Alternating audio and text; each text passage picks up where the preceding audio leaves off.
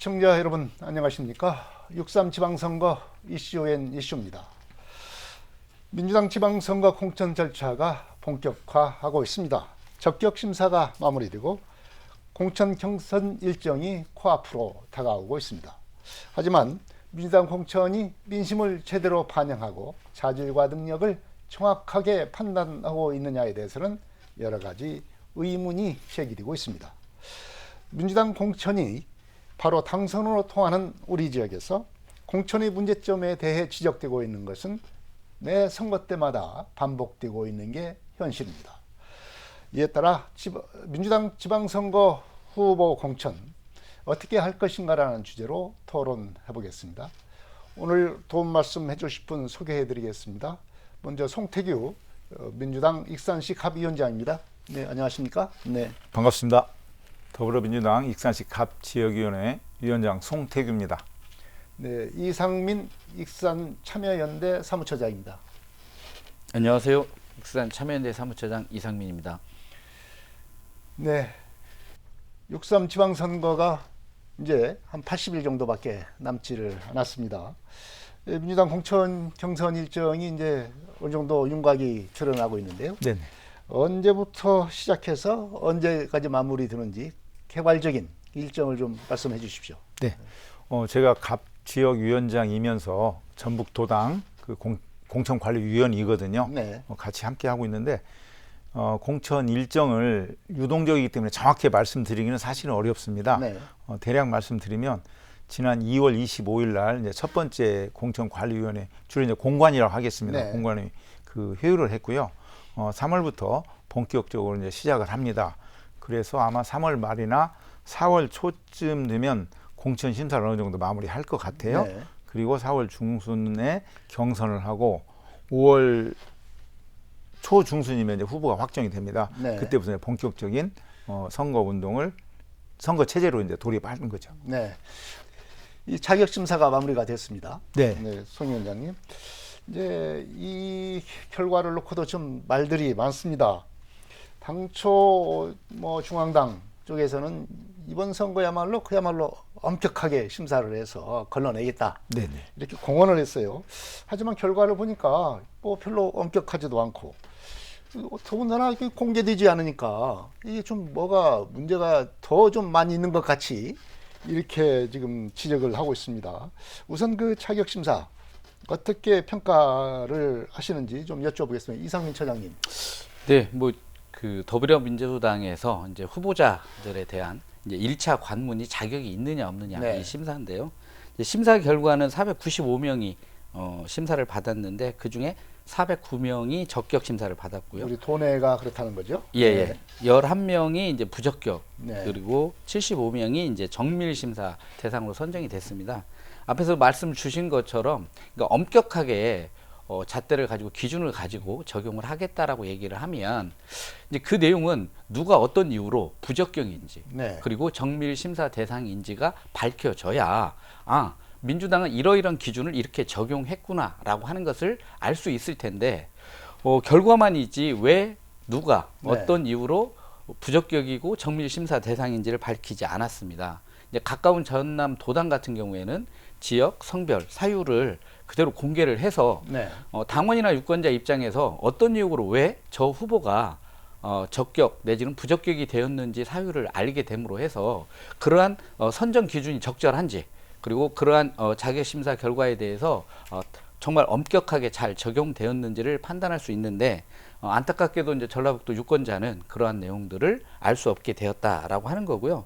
근데 이러한 문제가 이제 비공개가 됐을 때 나서는 네. 문제가 무엇이냐면 더불어민주당은 전라북도에서도 압도적인 정치적 독점 구조를 가지고 있는데 항상 문제가 되는 건 얼마만큼 공정하고 투명하냐라고 하는 겁니다. 그렇죠. 공정성과 투명성의 기준은 어떤 기준으로 심사를 했고 그 결과가 무엇인지가 공개되었을 때 그게 가능한데 이제 그렇지 못하다는 거고요. 그리고 또 많은 어떤 그 정치인들이나 그 민주당 내에 이런 분들도 자기가 정치 활동을 하는 데 있어서 적격 심사 기준이 어떻게 되고 그렇게 적용되고 있다는 걸 알아야 나의 정치 활동이나 준비가 어떻게 되어야 하겠다라고 하는 어떤 기준이 만들어지면서 어떤 정당의 어떤 수준이나 내용들이 좋아질 텐데 이런 비공개는 어떤 정당의 지향점, 가치 이런 부분들이 어떤 정치 활동을 통해서 가능한지를 공개하지 않게 함으로 해서 어떤 정치적 지향과 방향들을 가지고 정치 활동할 수 있는 어떤 이런 부분들을 막아내는 결과가 되었다고 하는 점에서 좀 충분히 좀 비판받아야 될 상황이라고 생각합니다. 특히 이제 비공개를 하다 보니까 풍문이 많은 것 같습니다. 네네. 어떤 사람은 뭐 정밀심사 대상이 됐는데 뭐 부동산 문제가 있다더라. 혹은 저 사람은 천거가 있는데 어떻게 자격심사를 통과했지? 뭐 이런 식의 풍문이 상당히 지금 많이 나고 그러면서 민주당의 이 자격심사의 어떤 그 신뢰성을 좀 해치고 있는 그런 상황도 좀 있는 것 같아요. 송태기 위원장님 어떻게 보십니까? 네, 저도 그 부분에 어느 정도 공감을 합니다. 우리 지역에서도 그 정밀심사 대상으로 이제 개인 통보를 다 했어요. 네. 지역위원회로는 통보를 하지 않고 각자 개인한테 통보를 했는데 당사자가 정밀심사 대상으로 받았다고 해요. 이제 저한테 와서 이 부분을 어떻게 했으면 좋겠냐고 이제 네. 위원장이기 때문에 저도 그래서 그 도당에다가 문의를 했는데 결국은 개인 정보 차원이기 때문에 네. 공개할 수 없다 그런 답을 들었어요. 하물며 당사자는 어떤 관계로 이제 소명서를 또 내야 되는데 네. 이런 점에서 저도 굉장히 그런 부분을 좀 안타깝게 생각하고 있는데 어쨌든 공천관리위원회가 다시 이제 3월부터 시작이 되기 때문에 거기에서 우리들이 그 부분을 더 알 수 있을 것 같고요. 네. 현재 이제 제 입장에서 보면 그 적격, 정밀심사, 부적격 이렇게 네. 이제 3단계로 구분이 되어 있는데 그것을 예비 후보 자격 심사위원회에서 아마 검증을 한 걸로 알고 있습니다. 네. 그래서 그 적격 대상자는 지금 선관위에다가 등록을 해가지고 그 선거운동을 지금 시작을 네. 했고요. 네. 이제 정밀심사 대상자는 이 공천관리위원회에서 그 엄격 심사를 한 뒤에 다시 한번 그 자격 여부를 판단하고 개인 통보를 해줄 겁니다. 네. 그 이제 부적격은 예비 후보 등록을 불허했고 이분들은 중앙당에다 재심을 신청해서 거기에서 허락을 받으면 살아 나오는 것이고 안 되면 이제 부적격 이제 확정하게 되는 네. 거거든요. 네. 이 부분에 대해서 서로 그 잣대가 좀 달라가지고 이해관계가 좀 첨예한데 어쨌든 공관위원들이 다시 한번 엄격한 기준을 정해서 심사를 할 거라고 저는 그렇게 생각을 하고 있습니다. 네. 이제 본격적인 공천 후보자를 선정하기 위한 절차가 진행이 됩니다. 공천 방식이 좀 복잡합니다. 네네. 네, 민주당이 시장 군수와 도의원 그리고 시군 의원 이런 공천 방식이 다른데 또 이번에 또 시장 군수 같은 경우는 또 합동 연설이 또 있다고 그러더라고요. 네. 그래서 이 공천 방식을 좀 송 위원장님께서 설명을 해주시기 바랍니다. 네. 이제 시장 군수를 이제 우리 기초 단체장이라고 그렇죠. 하잖아요. 네. 그 분들 같은 경우는 국민 참여 경선을 이제 원칙으로 하고 있어요. 그래서 이 국민 참여 경선이라는 것은 권리당원과 일반 유권자를 대상으로 하는 건데 네. 그 해당 경선 후보자 수를 고려해서 1차 경선, 그러니까 예비 경선이죠. 네. 그럴 때는 예비 경선을 시장 하고 군수의 경우요? 그렇죠. 예, 기초 군수의 경우. 단체장. 예, 그다음에 거기 1차 경선에 당선된 후보자를 이제 2차 경선 대상자로 합니다. 네, 예. 1차 경선에는 당원 100%로 하고 그 2차 경선 같은 경우는 권리당원 50%와 그다음에 안심 번호 선거, 안심 번호 선거인단 그래서 네. 이걸 일반 유권자라고 하는데 50%로 2차 경선을 합니다.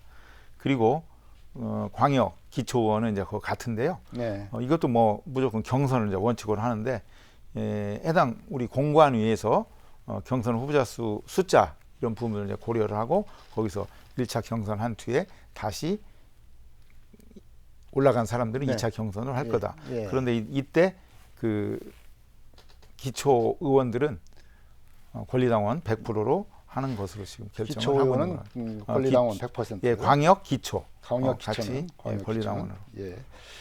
자, 이 송 위원장님께서 이런 공천 방식에 대해서 설명을 해줬는데 이 선정 방식이 주로 이제 민주당의 당원 비중이 좀 높습니다.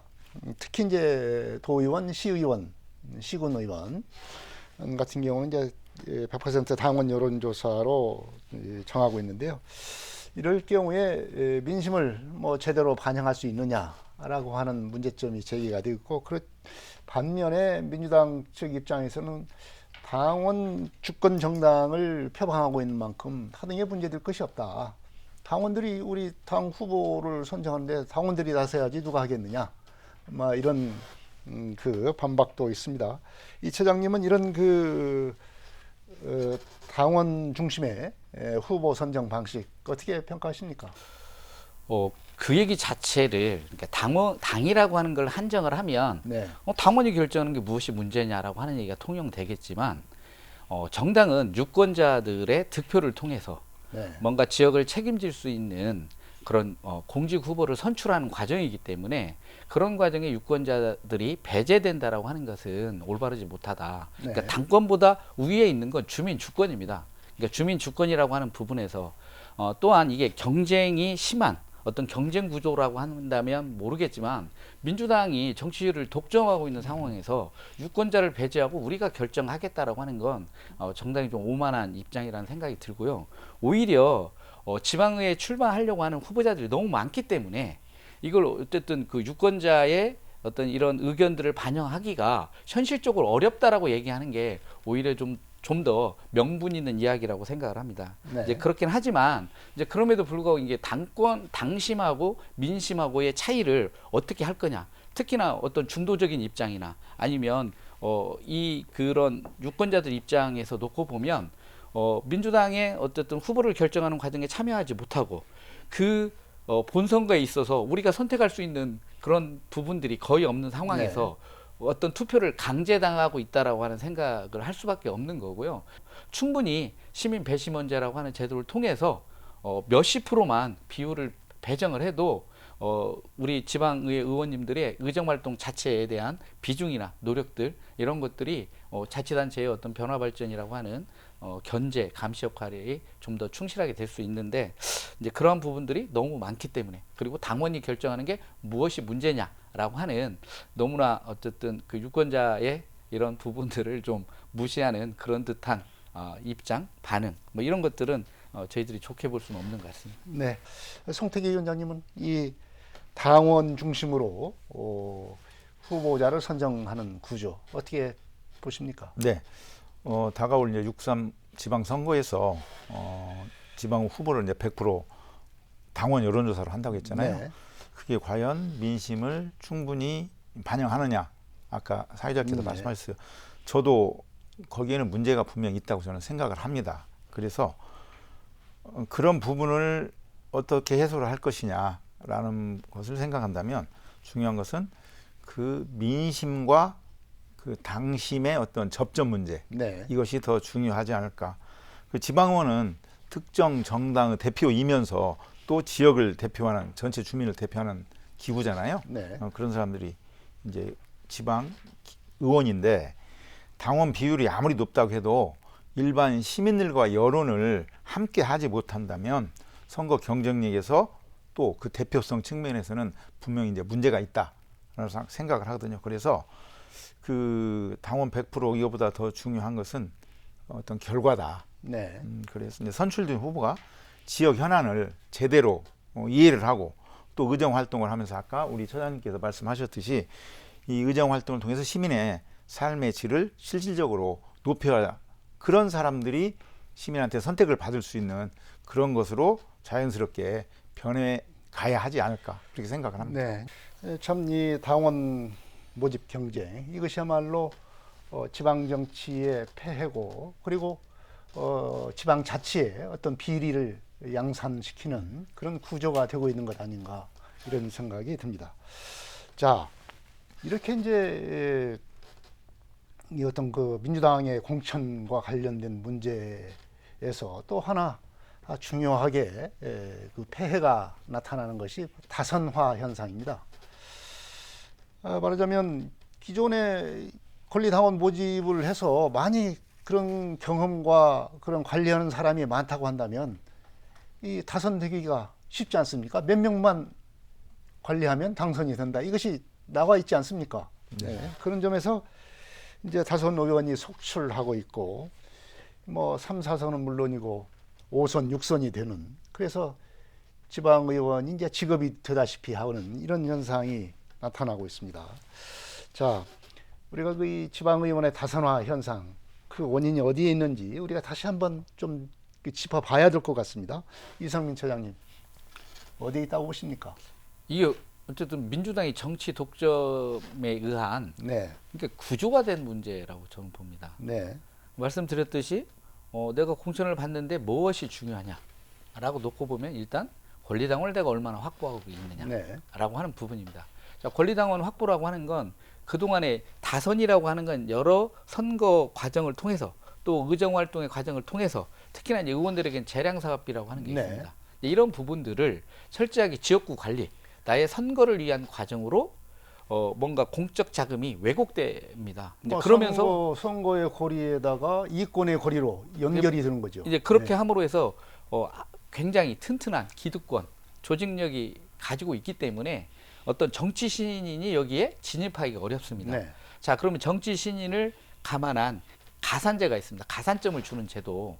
근데 이 가산점이라고 하는 부분들의 출발이 그렇습니다. 기본적으로 정치 신인이 몇 프로의 득표를 하는 거에 대해서 뭐 20%가 됐든 25%가 됐든 이런 가산점을 주거든요. 근데 정치 신인은 인지도도 낮고 조직력도 부족하다 보니까 예를 들면 한 10% 득표를 했다. 그러면 가산점을 25% 준다고 해도 12.5%라고 네. 하는 겁니다. 그래서 이 가산점 제도가 제대로 좀 실효적으로 설계되어 있지 못하다라고 하는 부분이고요. 그리고 이제 특히나 이제 어떤 문제가 있냐면 지금 익산시의회만 하더라도 의장을 하신 분들이 계속 출마를 하십니다. 네. 그러면 이분들한테는 어떤 정치적 비전과 요구가 있을 거냐라고 하는 걸 해야 되는데 나는 우리 동네를 잘 지키겠어. 이게 정치적 비전인지 아니면 정치적 비전이라고 하는 건 나의 어떤 정치 활동을 통해서 어떤 유권자들의 어떤 지지를 확보하고 그러면 더 큰 비전과 꿈을 가지고 나가야 되는데 뭔가 그 골목대장처럼 골목을 지키고 다른 사람이 들어오는 것을 거의 뭔가 가능하지 않은 구조로 되어 있다라고 하는 건데요. 이게 가지는 가장 큰 문제점은 뭐냐면 의정 활동에 대한 변화가 없습니다. 네. 앞에서도 말씀드렸듯이 어떤 구조화되어 있기 때문에 내가 의정 활동을 잘하는 게 중요한 게 아니다. 어떻게 하면 뭐 이런 말씀을 드려서 죄송합니다만 표가 집적화되어 있는 뭐 경로당이나 이런데 뭔가 예산을 지원하고 이러면서 안정적으로 내 표를 관리하는 게 중요한 문제인 거고요. 그러면 의정 활동이 뭐가 되냐면 익산시의 미래 또는 군산시의 미래를 가지고 이야기하기보다는 우리 지역에 예산을 어떻게 가져올 건지 또는 어떤 이 이해관계에 대한 부분들 민원을 어떻게 해결할 건지에 대해서 머물러 버리다 보니까 어떤 의정활동의 개혁과 혁신이라고 하는 것 자체가 가능하지 않다라고 하는 거고요.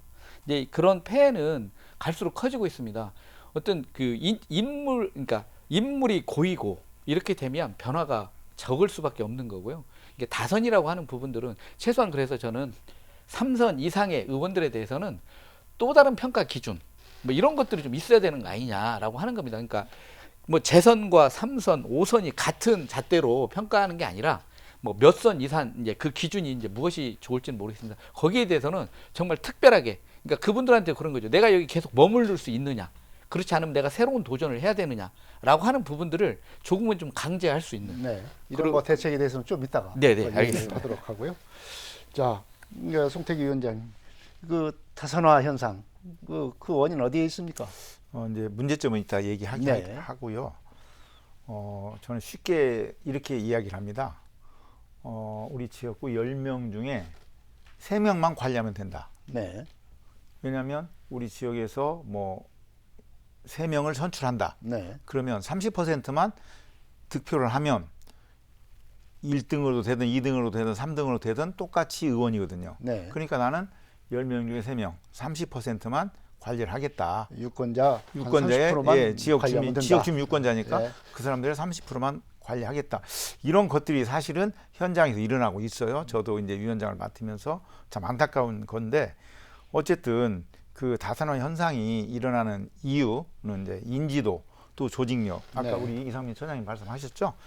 그 이제 지방의원은 이제 생활 정치인인데 결국 민원 처리하고 행사 참석하고 지역의 사람 네트워크 관리하고 이런 부분에서 오랫동안 이제 초선이면 4년, 8년, 12년 네. 하다 보니까 인지도가 굉장히 이제 넓어지죠. 그래서 그 정치 신인은 거기에 끼어들 여지가 굉장히 부족하다. 이제 단기간에 이런 것들을 극복하기가 쉽지 않고, 그런데 결국은 새 인물에 대한 어떤 기대 이런 것보다는 그냥 익숙함에 취해버리는 네. 이런 부분이 하나가 있고, 그래서 그 유권자의 이제 선택 기준이 좀 달라져야 되겠다. 지금까지는 정책 이슈 이것보다는 그냥 인물 중심 또는 친소 어떤 관계 중심 이런 걸로 흘러왔거든요. 앞으로는 누가 우리 동네 일을 잘 챙기냐 이거보다는 주민의 입장에서 정말로 우리 동네를 떠나서 익산시 또 군산시 시의원이거든요. 또 네. 도의원 전라북도를 위해서 하는 거거든요. 내 동네 의원이 아니고 그런 것들을 잘 할 수 있는 사람이 누군지를 골라낼 수 있도록 우리들은 그 유권자들의 정치 수준을 더 지금도 물론 높습니다만은 더 높일 수 있도록 끊임없이 이 추동을 해야 된다. 저는 네. 그렇게 생각을 하고 네. 있습니다. 자, 우리가 이제 뭐 그 원인도 짚어봤고 문제점도 일부 나왔습니다만 좀 우리 이 다선화로인한 문제점을 좀 구체적으로 좀 더 들여다볼 필요가 있을 것 같습니다. 송 위원장님, 어떤 문제점을 특히 이제 정치 일선에 계시니까 더 느낄 수 있을 것 같아요. 예. 이제 지방 그 의원, 지방 정치 다선화가 뭐 꼭 문제라고 단정 지을 수는 없어요. 네. 예. 근데 거기에 경험, 다선으로서 또 전문성 이런 것들이 갖추어진다면 분명히 그건 장점입니다. 네. 그런데 이제 특정 지역에서 3선, 4선 훨씬 넘어서 5선, 6선, 7선을 바라보고 있는 사람도 있거든요. 네. 이런 구조가 반복된다면 이제 여러 가지 문제점이 제기되는데 저는 그 중에 첫째 이제 긴장감이 약화된다. 네. 그리고 관성 정치가 된다. 그래서 장기간에 걸쳐서 5선, 6선, 7선을 하게 되면 이제 정치적인 긴장감이 떨어지죠. 당연히 그냥 내가 하는 일이다. 그래서 그 초창기에 했던 그러한 이제 어떤 열정 네. 이런 거 다 사라지고 또 행정에 대한 감시 기능 이런 것보다는 끈끈한 관계 거기에서 어떤 이권이 그 침투할 수도 있는 여지가 있고요. 그래서 의회의 이제 고유 기능은 집행부를 견제하는 건데 그런 것들이 약화할 수 있다. 그다음에 이제 두 번째는 세대 교체 또 네. 인재 유입이 막히는 이런 이제 동맥경화 현상이 일어날 수가 있다. 새로운 인물이 이제 진입할 수 없고 도전 공간이 좁아지면서 청년, 여성, 전문직 네. 이런 사람들이 이 익산시를 위해서 군산시를 위해서 뭔가 제안을 하고 해야 되는데 이런 역동성이 현저하게 이제 떨어진다. 또 하나 이제 정치인의 그 직업화죠. 네. 그리고 기득권화. 지방 정치가 나의 직업이 돼버리는 이러한 현실. 이렇게 되면 이제 지역 주민들의 이제 신뢰가 이제 떨어지지 않습니까? 그리고 마지막으로 정책 혁신이 둔화된다. 같은 사람이 같은 기간 계속 이 의회를 독점하게 되면 정책 접근도 구태의연해질 것이고 새로운 이제 실험이나 도전은 아예 이제 없어지지 않을까 저는 이제 그런 생각을 하고 그래요. 그래서 지금 우리가 이제 산업, 복지, 또 인구 어떤 감소 이게 굉장히 이제 큰 문제점인데 이런 부분에 대해서 적극 대응하기 위해서는 전문적인 사람들이 네. 거기에 자꾸 발굴이 돼서 역동적으로 변화할 수 있는 그러한 구조가 필요하지 않느냐 저는 그렇게 생각을 합니다. 네. 이상민 선생님은 이런 문제를 갖다가 직접 보고 있으니까 더 좀 많이 볼 것 같아요. 어떻습니까? 어떤 문제점이 있습니까? 그 민주당의 어떤 공천 과정에 동의할 수 없어서 탈당을 해서 무소속으로 출마한 사람이 당선이 되면 민주당이 받아주는 자기 당착에 빠져 있는 거거든요. 네. 최소한 그랬을 때 어떤 그 개혁 공천이라고 하는 거에 대한 것들을 정당에서 세울 수 있는데 그걸 우회해서 다시 돌아오는 걸 받아주지 않으면 네. 뭔가 이게 새로운 변화의 지점이 생길 텐데 다시 받아줍니다. 그래서 네. 선거 때만 되면 민주당 당원이었던 분이 탈당을 하고 왜냐하면 자격심사 통과가 어렵겠다. 뭐 이렇게 하면 탈당을 하고 뭔가 이 그동안 만들어 놓은 기반을 통해서 또 유권자 이제 선택을 받았는데 뭐가 문제냐라고 얘기할 수도 있지만 다시 이제 돌아오면 정당은 그러면 우리의 공천 과정을 동의할 수 없어서 나갔다라고 하는 부분을 다시 받아주는 자기 모순을 최소한 민주당이 좀 그런 윤리적 기준이 좀 있었으면 좋겠다 한 가지 좀 말씀드리고요. 대표적인 건 어쨌든 정치는 순환이 되어야 됩니다. 네. 이게 순환에 대한 것들은 과연 유권자들은 어떤 걸 가지고 선택을 해야 되냐라고 하면 그분들이 가지는 정치적 비전을 보고 선택하는 중요한 기준이 돼야 되는데 비전은 없고 네.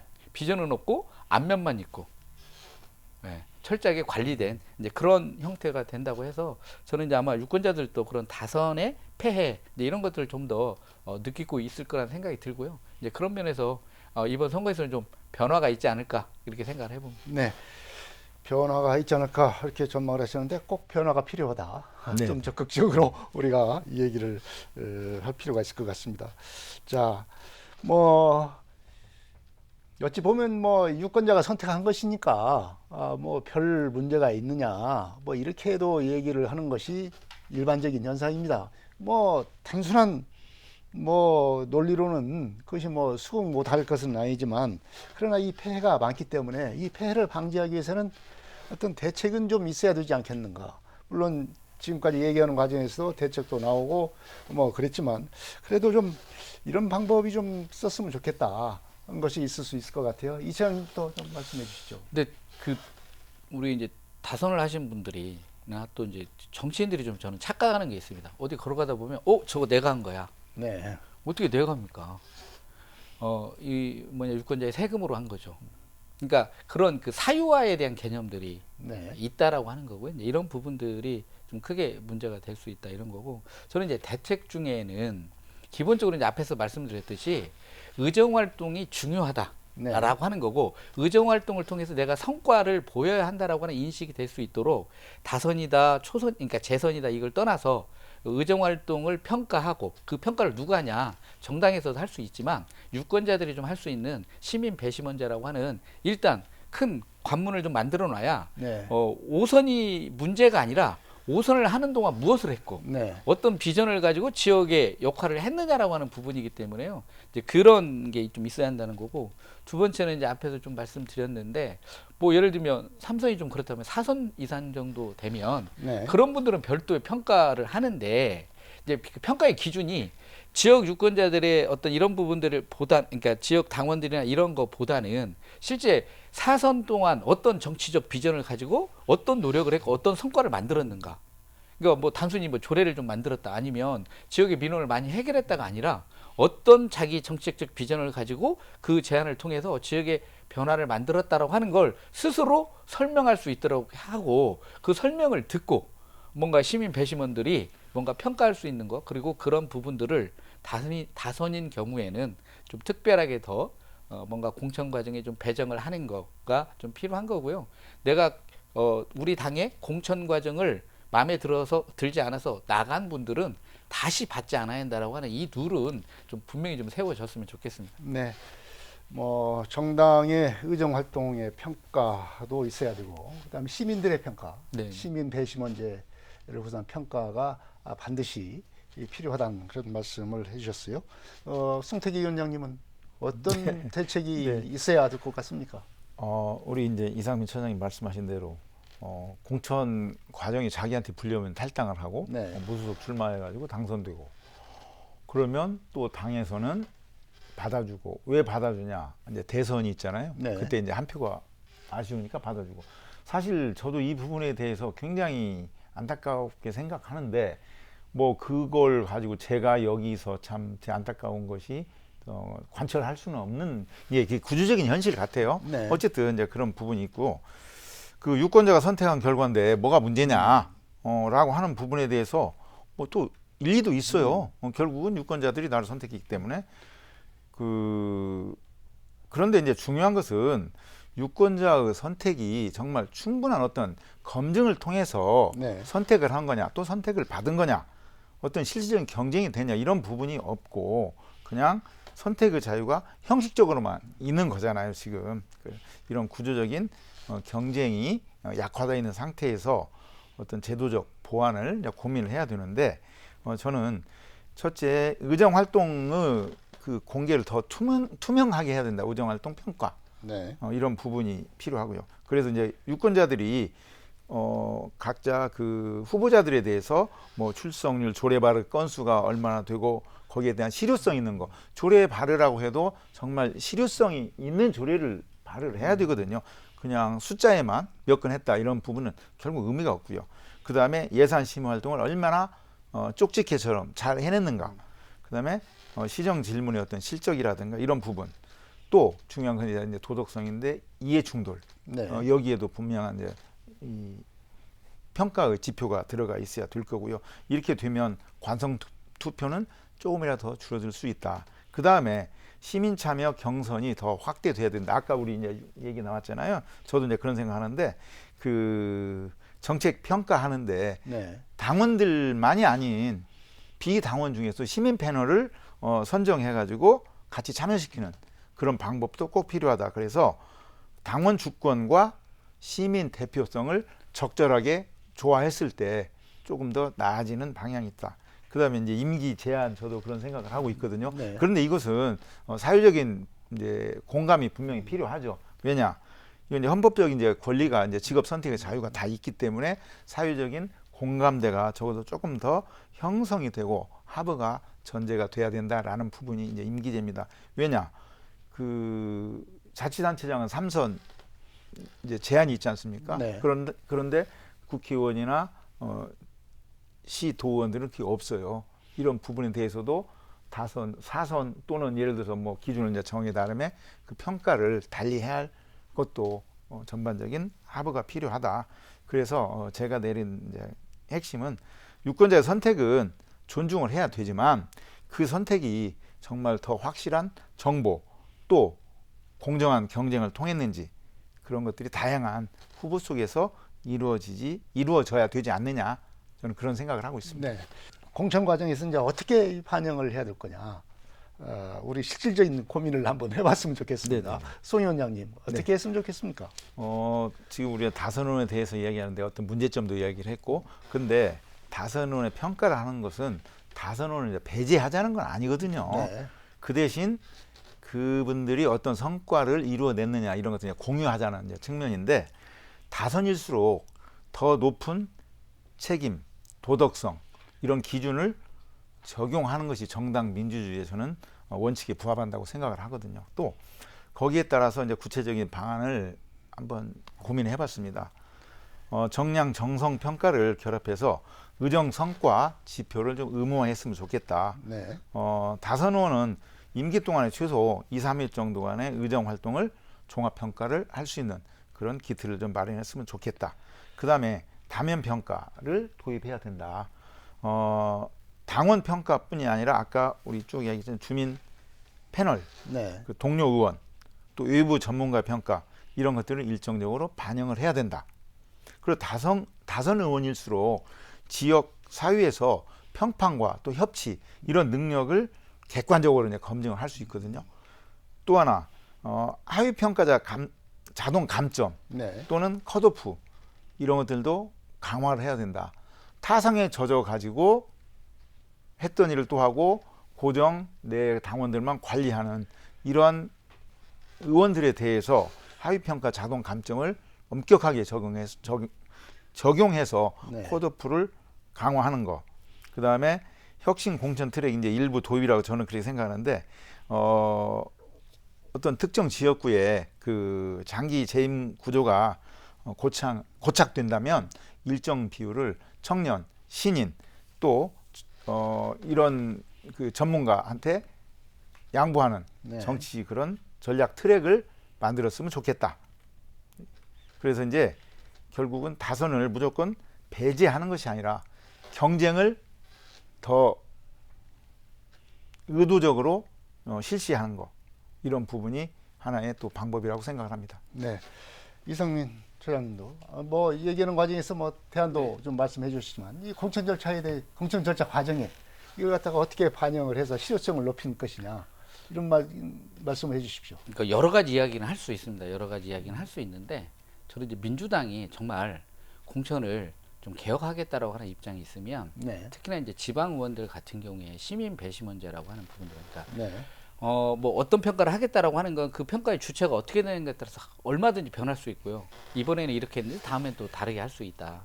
그런 면에서 시민 배심원제가 충분히 가능한 제도거든요. 예를 네. 들면 익산에서 한 500명 모집을 하는 겁니다. 그래서 무작위로 뭔가 지정을 해서 참여하시겠다는 분들 대상으로 해서 그분들이 비전을 얘기해야죠.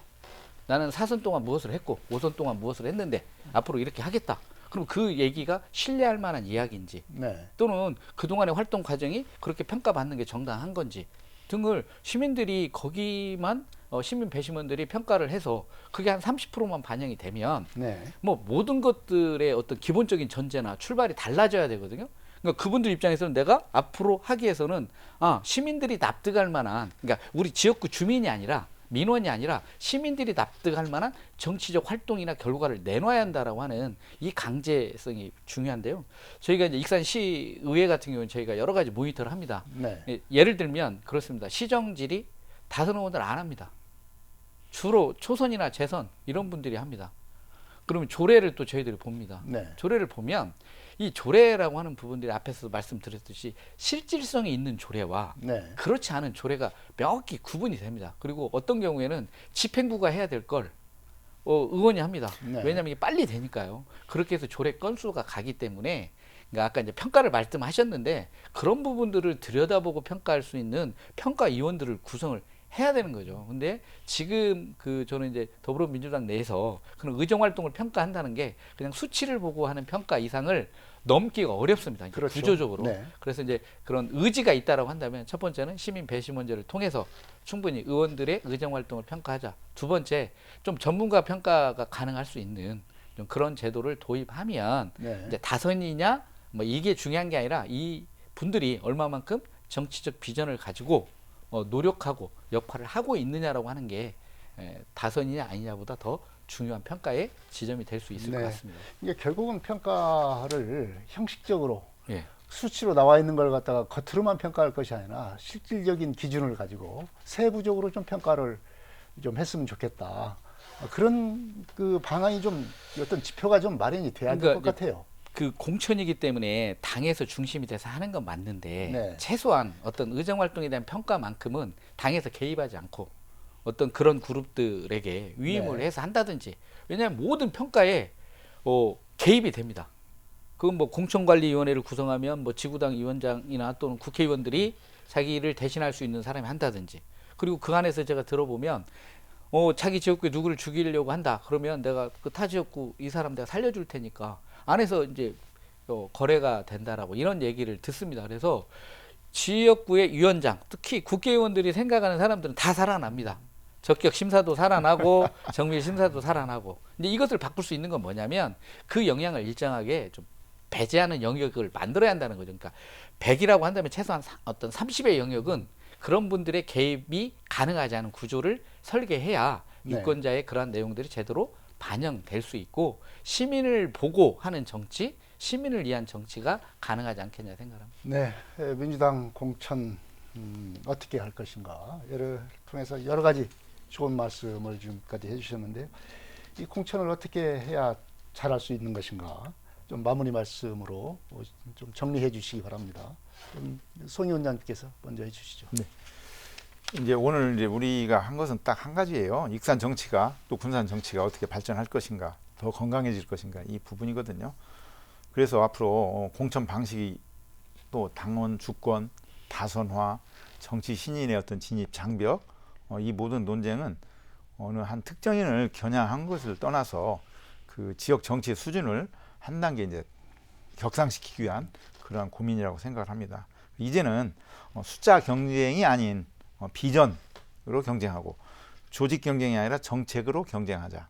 또 선수 뭐 몇 선 몇 선 이걸 떠나서 성과로 평가받는 정치로 거듭나야 한다고 생각합니다. 그래서 우리 지역 정치가 더 투명해지고 공정해지고 역동적으로 변화갈 수 있다고 저는 믿고 있거든요. 시민이 주인이고 정당은 도구라고 생각합니다. 또 정치는 책임이라는 원칙이 있을 때 그 지역의 미래가 밝아진다고 생각을 합니다.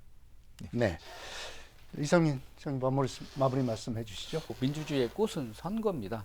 이제 선거를 통해서 결정하는 결국에 유권자의 몫이기 때문에 어쨌든 민주당이 그 많은 어떤 혜택과 권한에 걸맞는 책임을 지고 있다라고 라고 판단할 것인지 그렇지 않을 것인지가 어떤 중요한 선택 기준이 되어서 유권자들이 이번 선거를 통해서 정확하게 평가하는 과정이 될 수 있도록 좀 관심을 가지고 선거에 좀 임했으면 좋겠습니다. 네, 민주당 공천이 바로 당선이나 마찬가지인 게 우리 지역의 현실입니다. 이에 따라 유권자들의 현명한 선택도 중요하지만 민주당의 공천에 대한 책임도 이에 못지않게 중요한 게 현실입니다. 지역 발전과 주민 복지를 위한 도덕적이고 자질 있는 후보를 공천하는 게 절실히 요구되고 있는 상황입니다. 특히 기초의회의 다선화 현상으로 인한 폐해를 막기 위한 대책도 마련돼야 할 것입니다. 6.3 지방선거 이슈앤 이슈, 민주당 지방선거 후보 공천 어떻게 할 것인가 토론 여기서 마치겠습니다. 시청자 여러분 안녕히 계십시오.